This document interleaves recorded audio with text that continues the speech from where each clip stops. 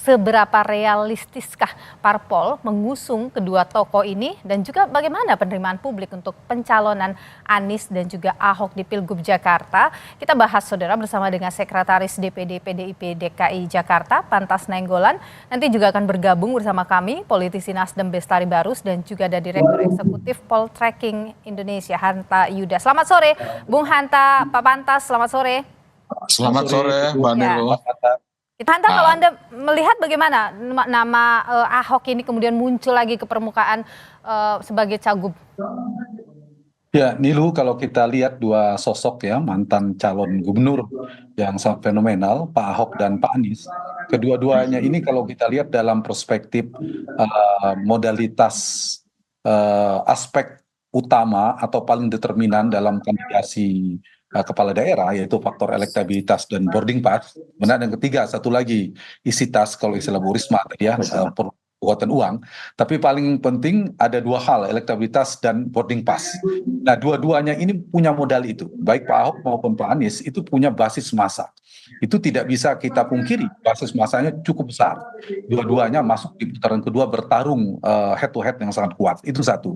Yang kedua, dari sisi boarding pass, apalagi Pak Ahok itu kan kader PD Perjuangan. Tadi seperti Pak Pantas katakan, Pak Ahok masuk dalam penjaringan, artinya punya partai, ada potensi. Begitu juga Pak Anies, meskipun PKS tidak menyebutkan, tapi punya Nasdem menyebutkan, masuk ke radar Nasdem. Jadi dari dua aspek itu, maka dua ini memiliki potensi yang relatif besar menurut saya dalam kontestasi pilkada DKI. Tapi Bu Hanta begini, kalau kita berfokus misalnya dulu kepada nama-nama yang muncul dari PDIP, ada Ahok, Basuki Hadi Mulyono, kemudian siapa tadi, Andika Perkasa, Bu Risma. Anda menilai yang paling punya kans ini kira-kira siapa?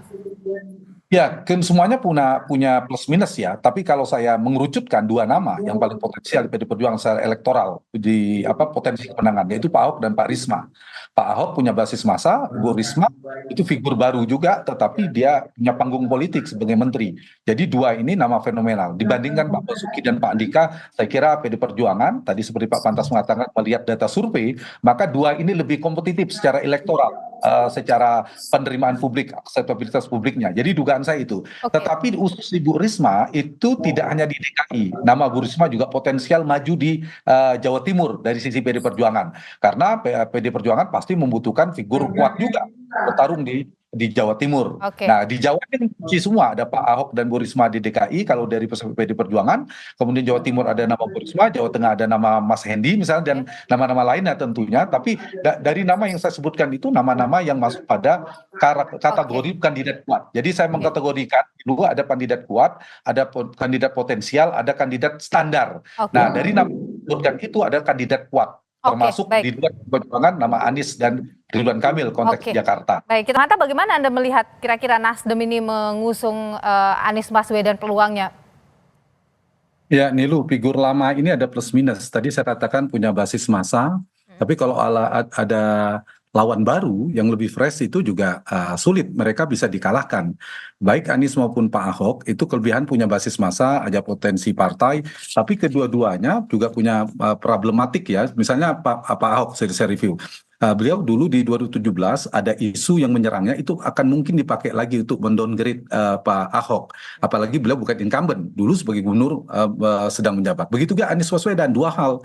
Anies juga sama, beliau kalau maju lagi kan baru saja kalah dalam kontestasi Pilpres. Seperti tadi Bang Besari katakan, ada yang menganggap tidak perlu lagi karena bukan kelasnya. Nah, ini kan mengganggu secara elektabilitas.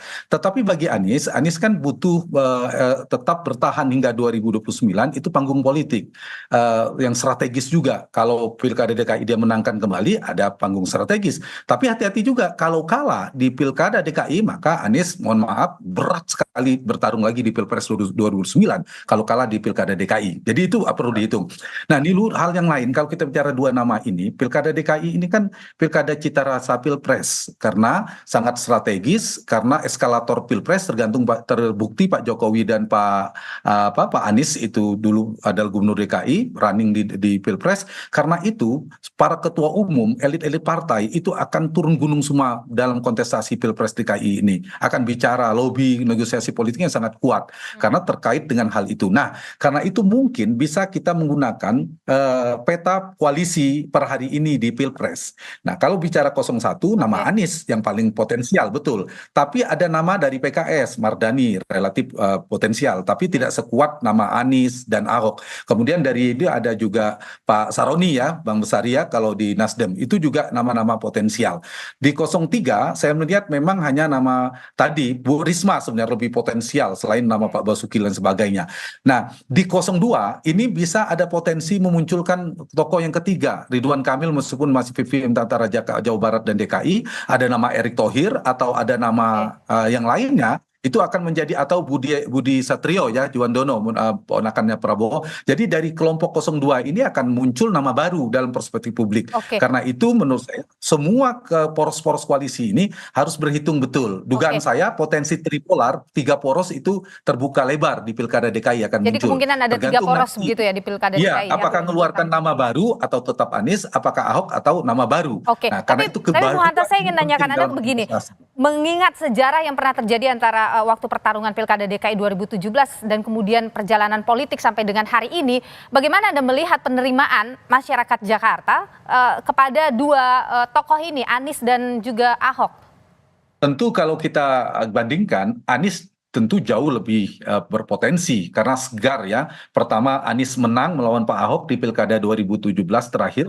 Kedua, Anies baru saja mengikuti kontestasi Pilpres dan suaranya sangat tipis selisihnya dengan Prabowo. Jadi kira-kira separuh. Tapi separuh ini belum tentu pemilih Anies yang separuh di Pilpres ini belum otomatis akan setuju Anies maju di Pilkada. Seperti Bang Besari sendiri katakan tadi, ada yang tidak setuju, bukan tidak suka Anies dia memilih, tetapi menganggap Anies tidak pantas lagi maju di Pilkada DKI. Itu membuat Anies bisa tergerus. Kalau Pak Ahok itu energi politik PD Perjuangan harus lebih berat lagi memajukan Pak Ahok karena potensi akan dimainkan isu 2017, apalagi Pak Ahok bukan incumbent, dulu aja incumbent. Saya termasuk tidak begitu yakin PD Perjuangan akan kembali memajukan Pak Ahok meskipun punya potensi karena seperti tadi gamblingnya cukup tinggi taruhannya bagi PD Perjuangan, pasti mempertimbangkan nama lain, apakah Bu Risma, tapi Bu Risma juga punya potensi di Jawa Timur misalnya. Nah, dari sisi Pak Anies itu bergantung pada Nasdem dan PKS, terutama partainya adalah Nasdem. Kalau Nasdem